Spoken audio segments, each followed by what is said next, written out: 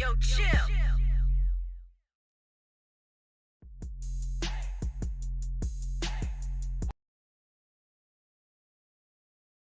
There it is. Mic check 1 2 1 2. Mic check 1 2. What's cracking? What's popping? What's shaking, everybody? Happy Friday. Again, this is another episode of the Comic Cinematic Universe. And first things first, I'd like to throw up an image right here. Okay. And say, or give us like a moment of silence, RIP to my co-host Grace. She will be missed.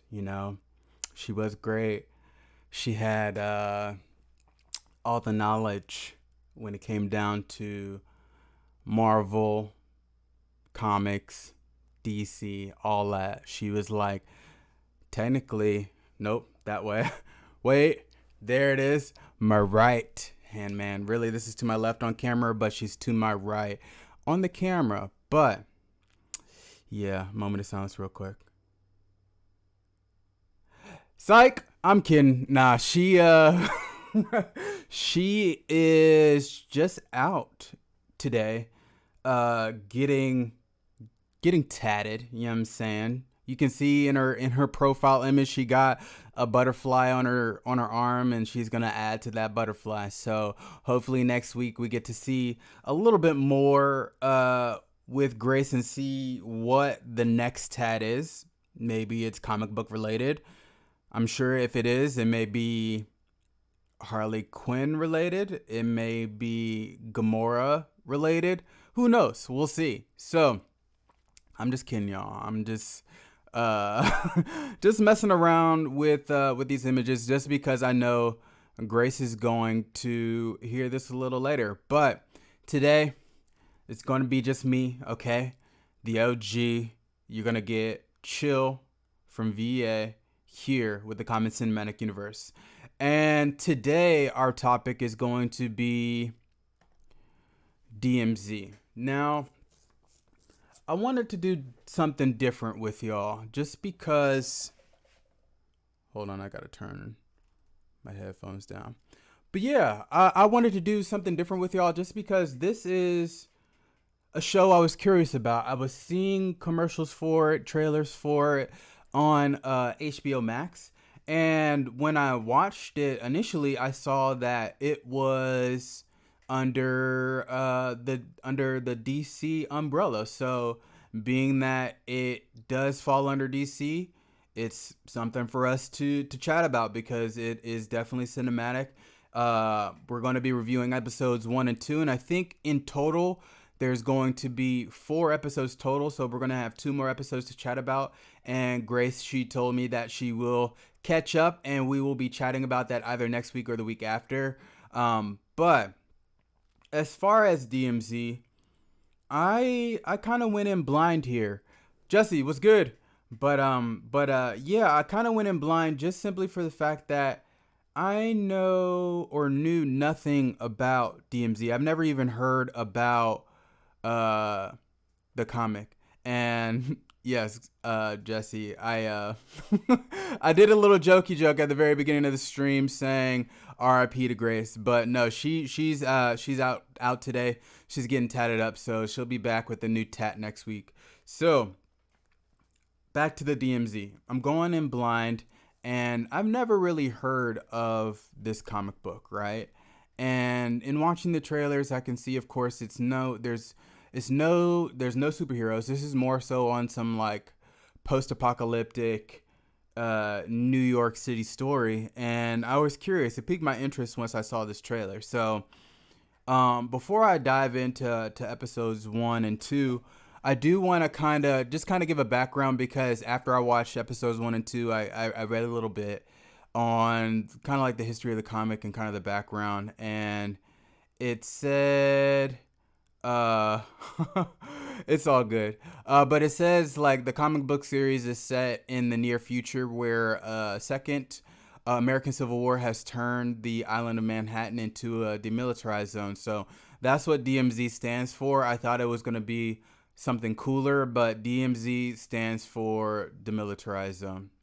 But anywho, Manhattan turned into a demilitarized zone caught between forces of the United States of America and secessionist Free States of America. So, being that I haven't gotten that far into the episodes, they haven't really talked about what happened in the Civil War and how these kind of states broke apart. But so far it's good. And one thing in reading about this online about the comic, HBO just they switched it up a little bit to where they changed up the main character.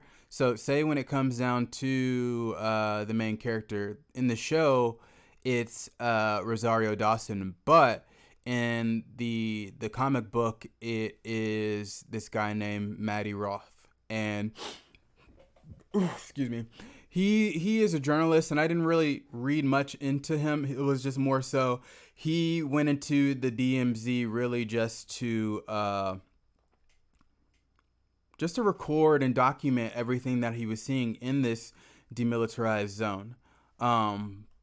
But HBO decided to make a switch, and they put young Rosario Dawson in there, and she's not a journalist. She's actually a medic here. And one thing, the reason why I'm calling her young Rosario is because she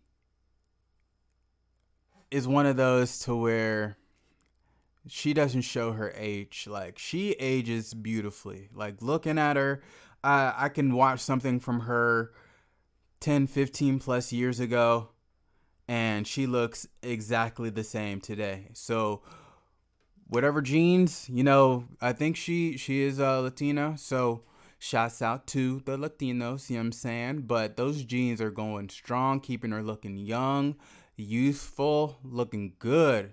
So wait. This is based on some DC comic. Yes. Yeah. It's based on a DC comic. So say when it comes down to Rosario's character, her name is Alma, and I forgot her last name. But Alma, she was kind of like a medic on the outside of the DMZ. But say the story is, just from what we get at the beginning of episode 1, she, like, they kind of do flashbacks and not flash forwards, just flashbacks to where Manhattan is being evacuated. I think it's called Evacuation Day. And her and her son were trying to leave Manhattan, and her and her son, of course, get separated. So that's where the story comes along. And it's not clear as far as how many years have passed initially, but years have gone by. She's a medic on the outside, and she kind of establishes that she's kind of been going from state to state outside of the DMZ looking for her son, hoping that she got out. And now her last resort, being that she hasn't found him, is to go into the DMZ to find him, right? So right there, that's the story. And that's a good story, It's something different. We don't need superheroes all the time. So this is something that I'm kind of glad DC did, just to kind of give us a little space away from, like, the normal, like, Peacemaker or Batman or something like that. And they just gave us something that was a little bit more realistic here. And say here, I'm just going to dive into episode 1. Here in episode 1, I think it starts somewhere in Brooklyn. I've never been to New York, but this is a little interesting just because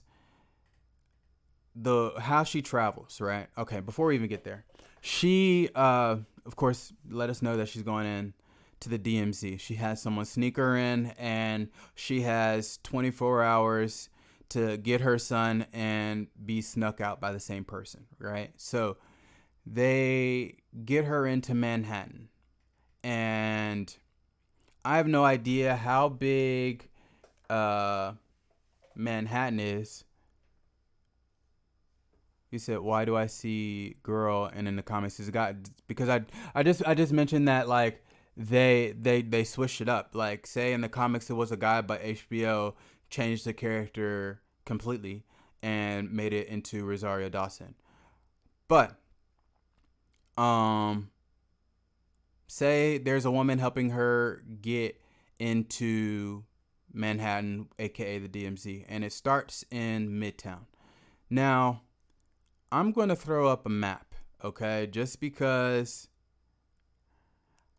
I don't know what New York, I've never been to New York. I don't know how big uh Manhattan is, but it looks like she, like, initially in hearing all the stops that she had to make, it seemed like it was going to take more than 24 hours to search every nook and cranny of Manhattan to find him.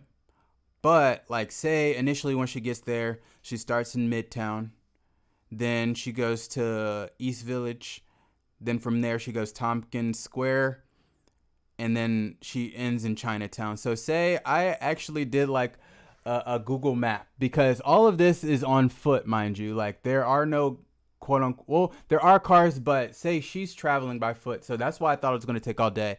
But say in this little Google map thing that I did, it was a matter of going from Midtown and ending in Chinatown. But say it looks like from Midtown to Chinatown, it really honestly takes 1 hour and 19 minutes, which, like, in total it says like 3.8 miles.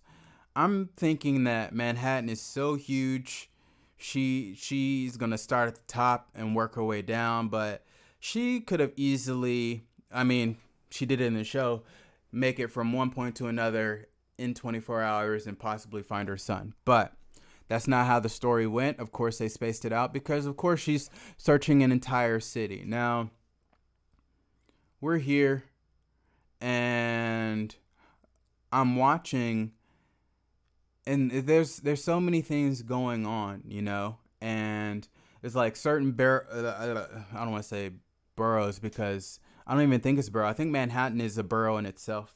New Yorkers, correct me if I'm wrong, but there's so many areas in this part to where a lot of stuff is still going on. It looks like a lot of people were abandoned. They didn't make it out in the evacuation day. So the city is populated, just as not as populated as it was before, And the story, it starts off a little slow. She's walking around. She randomly meets another doctor just so she can look at some filings to see if her son actually went in there, and she happens to see that he did possibly check in, right? But as far as the story goes, I'm like, there's no way. There's literally no way she's gonna find her son, okay? And I'm sorry, I'm gonna take the map down and bring it back up. Bring back up the poster. But watching episode 1, it was a good build. It was a good start. And even though she traveled from one point to another, she randomly bumped into a buddy that was a quote unquote friend before the evacuation, and now he's running like Chinatown. And it's one of those to where he was like, I guess, lame at first, but now he's just super cool. And I think she's kind of feeling him, you can kind of see that chemistry. He made it clear that he was feeling her before. I want to call it a purge. I don't even want to call it an evacuation, even though it's not like Purge on some like The Purge of the movie, but the way it looks is like on some, it's borderline that, you can see this is a clip of her walking through the streets of Manhattan. And as you can see, this isn't regular New York. This is like, this borderline almost looks like I Am Legend, and there were bombs dropped, and you can see skyscrapers are now almost kind of like flipped upside down here. And you have no idea what this world has in line. But off of Rosario, because there was, there are a couple stories here. The first story, or the second story, goes into this character named Parco Delgado. Now, I know this actor to be super cool. He's always cool dude in whatever movies that he's in. I feel like he gets typecasted to be that super slick cool guy, and I'm not mad at it. It's never like anything like out of the ordinary. It's like, and it's like on some OG. It's he's always almost like playing a gangster or something, you know. And I think he played borderline a gangster in Doctor Strange. I think he took a gunshot wound that paralyzed him, but he was the reason why Doctor Strange went on his quest, because he was healed in Carmitage. I feel like that's what the name of that city was. Correct me if I'm wrong, but yeah, I feel if that's what that city was called. But anywho, he was just hooping there, and he's back here in New York. And if anything, in that typecast, he may just be typecast to play Latino brown guy, you know? Latino New Yorker, because I feel like a lot of the movies I've seen him in, he's somewhere up north in New York or something like that. He has that accent, but he also has that like New York confidence that to where you look at him, it's like, yep, I get it. But here he's not so much a bad guy. He's someone that I think in the story they say he got locked up, but now in this DMZ, he's running for governor, right? And it's interesting just because in this city we're taken to a place that has no government, you know? And it looks like on top of that there's no real structure, there's no power, there's no, like, it's legit post-apocalyptic. But here it's not even Parker, it's Parco Delgado. His vision is to basically become governor of the DMZ and make it an official state. Now, with this, I don't get how you can actually do that without power or anything. And by power, I mean electrical power. Because right now he has the power of the gangs behind him. Because there are multiple crews in this story. And right now he kind of has his, like, these crews kind of behind him, kind of backing him. And it gets to the point to where one crew decided not to back him. And of course, this guy's a gangster here, so he gets his enforcer here, right?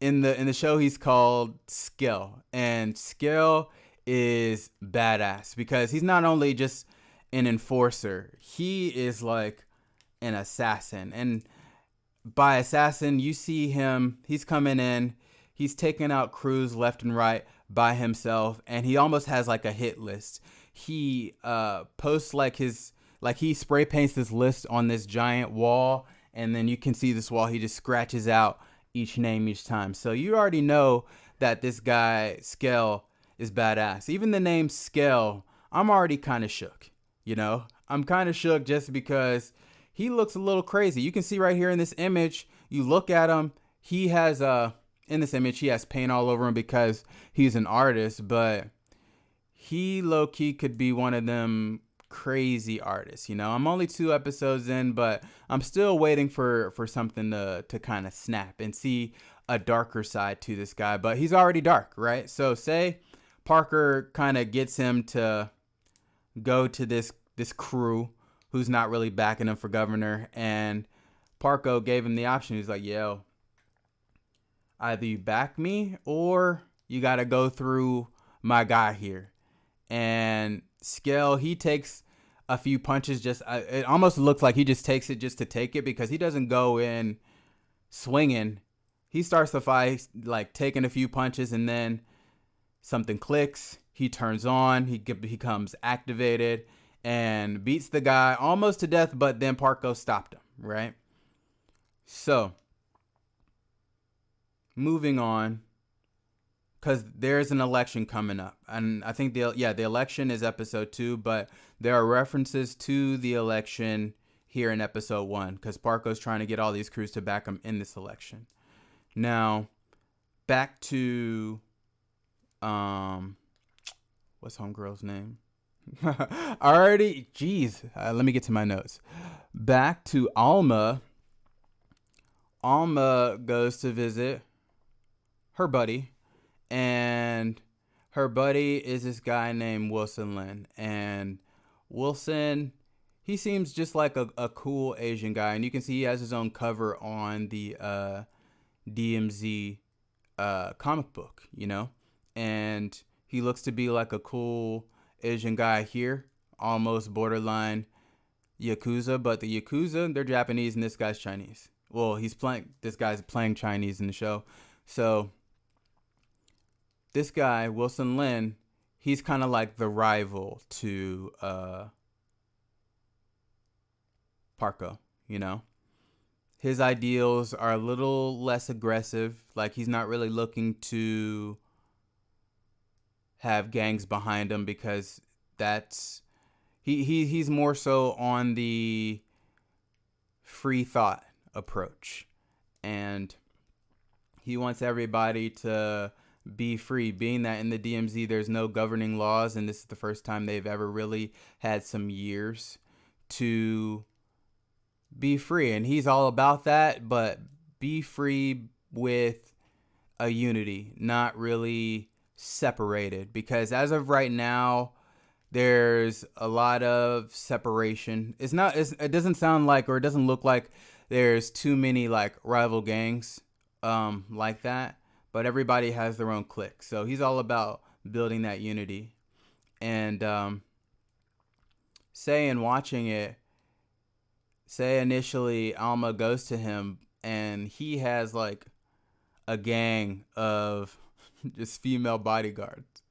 It's kind of funny just because Alma almost got her ass beat, but then he stepped in. He's like, "Oh, I know her. Like, I know her from before the Purge." And they came out to be really good friends, and he actually helps her in, oh no, that's in episode 2. I was going to say helps her find her son, but she comes to him to see if he knows anything about her son. Her name, the son's name was Christian Delgado, right? And is it Christian Delgado? I think she calls him Christian, but I think I just spoiled it because Parko's last name is Delgado. So, spoiler alert, Parko is Christian's dad, meaning that Parko knows Alma, and it doesn't come until the very end of episode 1 to where she had zero luck finding her son, right? But she meets up with the group that is looking to escape, and hold on, one of the escapees' name was on Scale's wall, right? And he's saying out loud, he's like, at first she was like, "Yo, I saw you on Scale's wall." He's like, "Yeah, you know, him and his pop Parko, this, that, and the third." So she flipped out because, come to find out, Scale is her son Christian, you know, plot twist, you know. Initially, when I saw him kind of doing something like doing all these killings and beatings and everything like that, you can see that this kid or this guy is damaged. You can look at his face right now and he looks damaged right now. But I was kind of putting 2 and 2 together because looking at him, his dad is quote unquote the head of, I think maybe they're called the Latin Kings or something like that.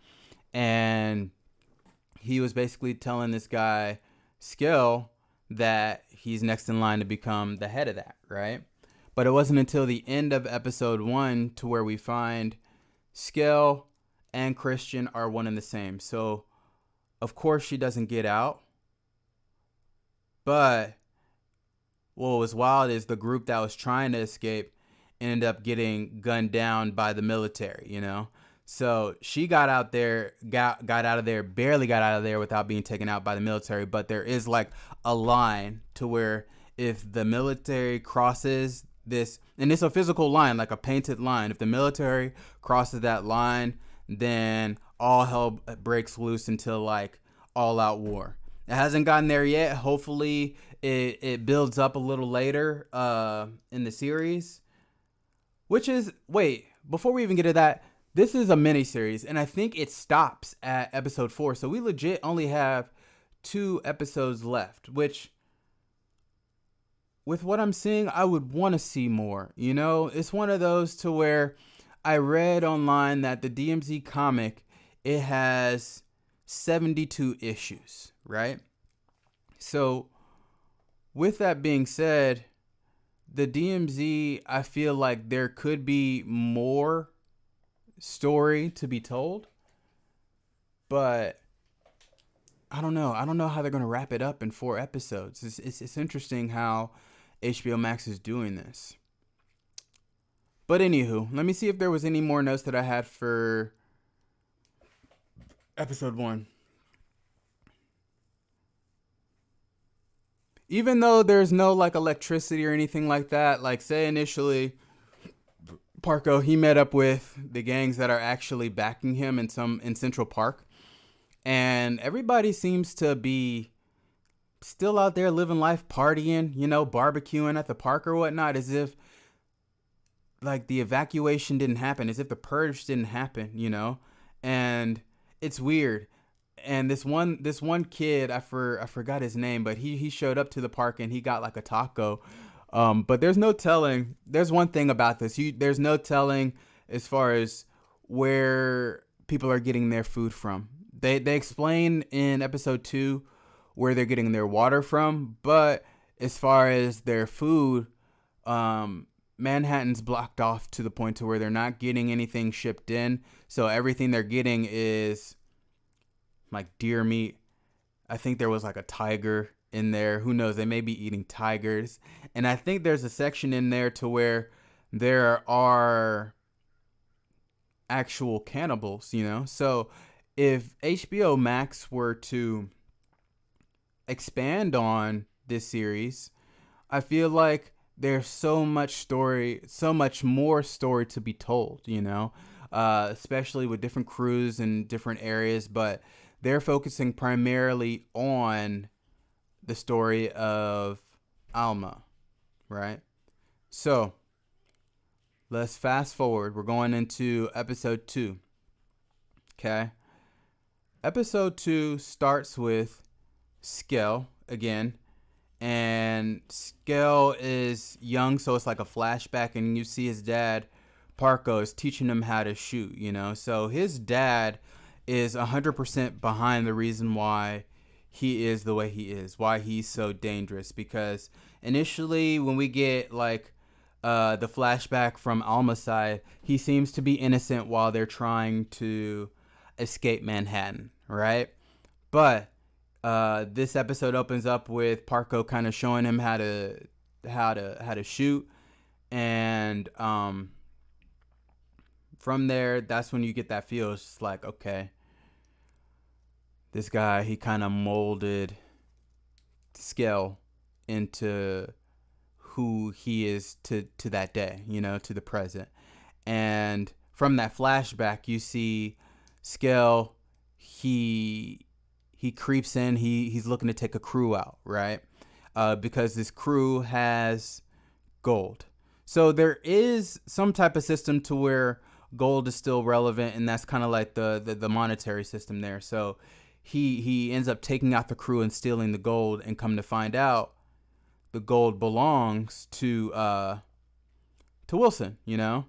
Wilson is that guy that actually has, I would say, the money in the city, and Parko is somehow finding, I think he had, well, they made it clear that there is a rat in Wilson's crew, but to find that rat, Wilson came out here swinging in episode 2. You know, this is where he had to show some authority, and come to find out he's actually badass, you know. This is where I was like, okay, I may be Team Wilson here, just because I think, yeah, Alma goes to visit him, and then being that Alma knows that Skell is actually her son, she kind of asked Wilson to see if he knew where Skell's hideout was, which he did. He gave her the address. But before he did that, he was like, pardon me, I gotta go real quick. He pulls 3 dudes to the side, right? And it seemed all nice and cordial. Like, these guys, they're the ones that actually know where the stash houses are, where he's keeping his gold, right? So one of the 3 are the people that's leaking information to Parco. But Wilson comes in smooth. He's the cleanest of everybody. Like, everything that he's dressed in is super clean, right? But he comes in, he's like, oh, hey, yo, what's up? Hey, how's it going? How's your mom? Your mom's doing great? Great, awesome. Strip. I was like, oh shit. I wonder if he's like checking these dudes for a wire, right? So he gets them to strip to butt ass. Nasty. They don't really show it, but he's like, strip. Perfect. All right. So he grabs a gun from one of his henchmen, shoots one of the naked dudes in the foot, and it was just like on some, I know one of the 3 is a rat. And if you have by tomorrow to confess, or I'm going to take out all y'all moms. So that's how I knew that this dude is a gangster. Like, he played it as if he was soft from before the purge, but like, oh, and they make it clear how long it's been since the initial evacuation, which is 8 years. So he's had 8 years to kind of grow this empire in Chinatown and become badass. So I'm not mad at that. Okay. So fast forward, he gives her the location of her son Christian, aka Skell. But from here, you know, it's like you look at Skell, and before she even gets to see him, you already know. Like, I already had a feeling that the meeting wasn't gonna go well, just because of how crazy this guy is, you know. And who's to say that he thinks that she abandoned him? Abandoned him in the DMZ while she got out, you know. So you would think that if she shows up to his crib, nothing good is going to come out of that meeting. It's not going to be like, Mom, you found me, da da da da da. Yeah, no. It was the exact opposite. It was how you would think it played out, you know? It came to the point to where she shows up, he pulls a gun on her, but it was on some, he was like, yo, I'm not mad. I don't have anything against you. And initially, when the purge was happening, when the evacuation was happening, you didn't lose me. I dipped out. So, plot twist again. She's been searching for a lost son that wasn't even lost. He just didn't want to be anywhere near her, you know? So, that was kind of crazy, because you think I wouldn't say you think you're behind Alma, because you naturally are. She's a mom, and she came into a dangerous situation to look for a son that didn't even want to be around her, you know. So the meeting didn't go well, right? So her last resort is to somehow dethrone her ex Parka, right? This is where this series it gets interesting. I don't want to say lose me. I just want to say it gets interesting. Okay? Just because in order for her to do quote unquote political damage to Parko, she has to go to someone that Parko and Wilson are looking for support, you know? And she meets up with this person. This person actually controls all of the water here in the DMZ.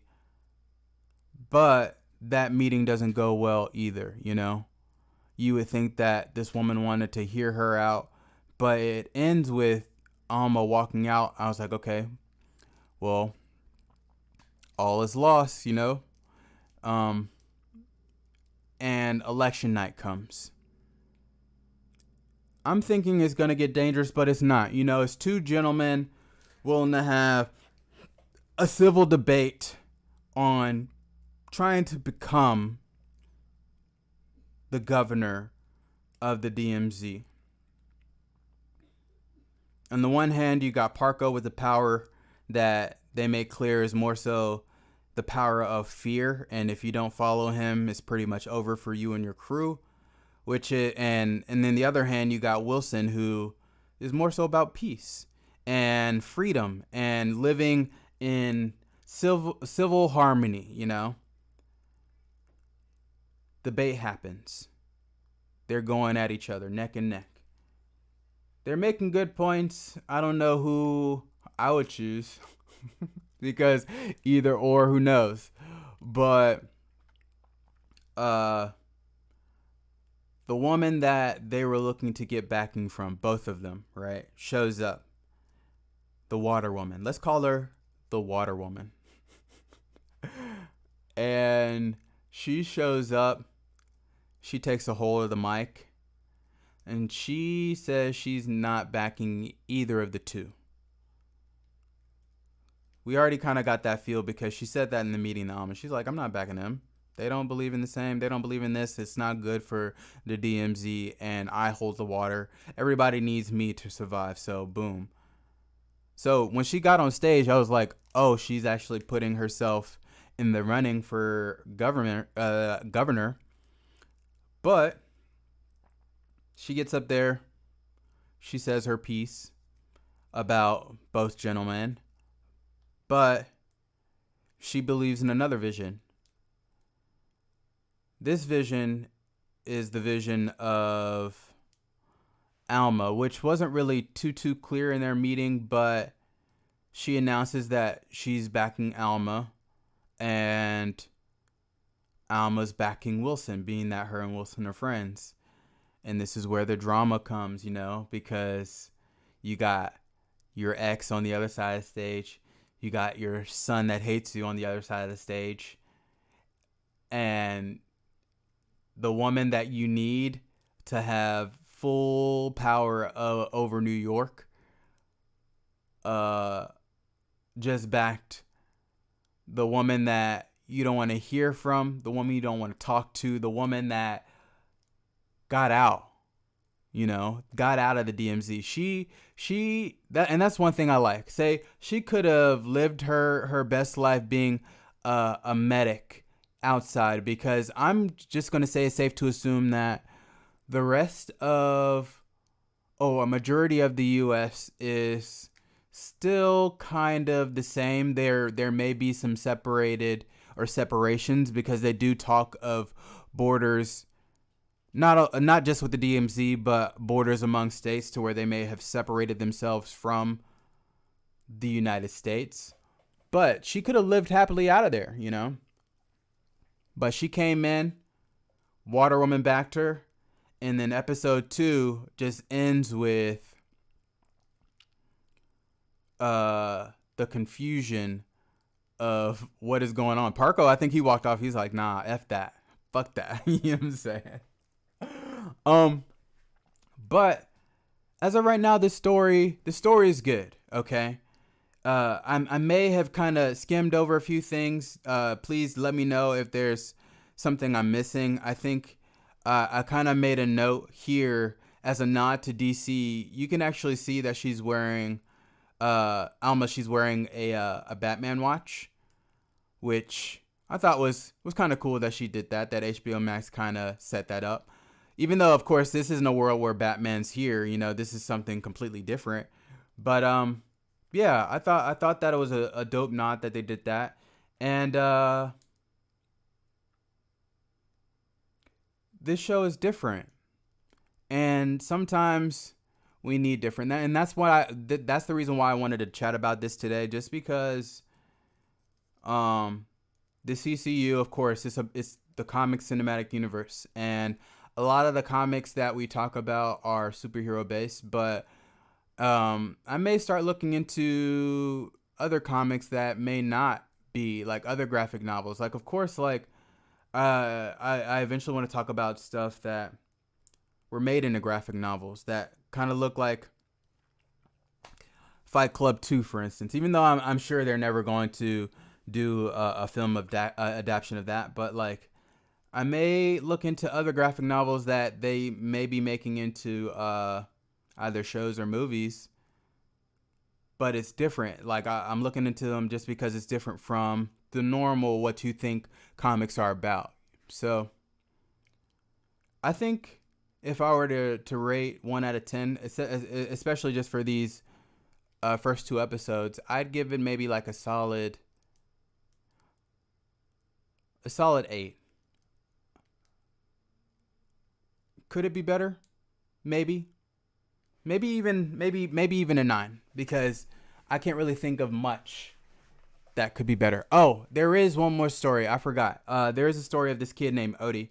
And the reason why I wanted to bring it up, and I think that is good, is because in episode 1 and parts of episode 2, this is like a kid, maybe 10 years old, 11, 12, young, right? He's out here on his own, and he's living with his grandpa.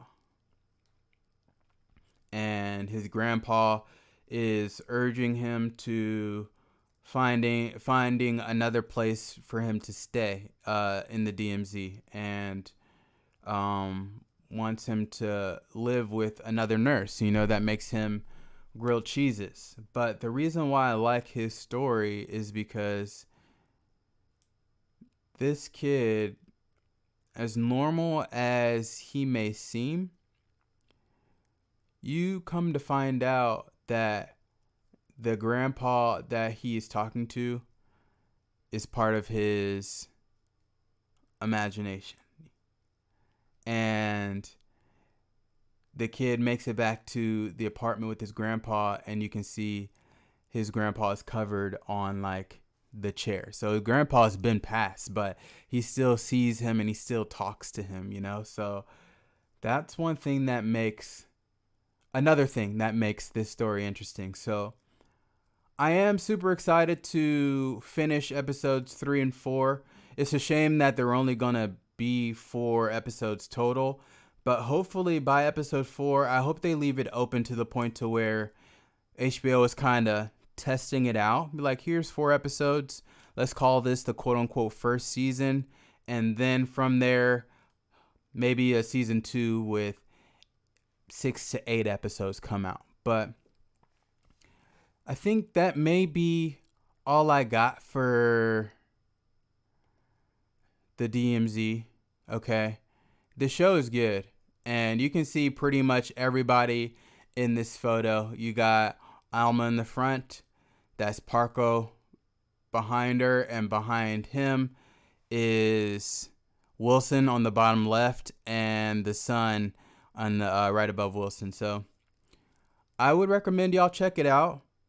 I'm going to maybe watch the rest hopefully this weekend, and we may be chatting about it next week. But next week I know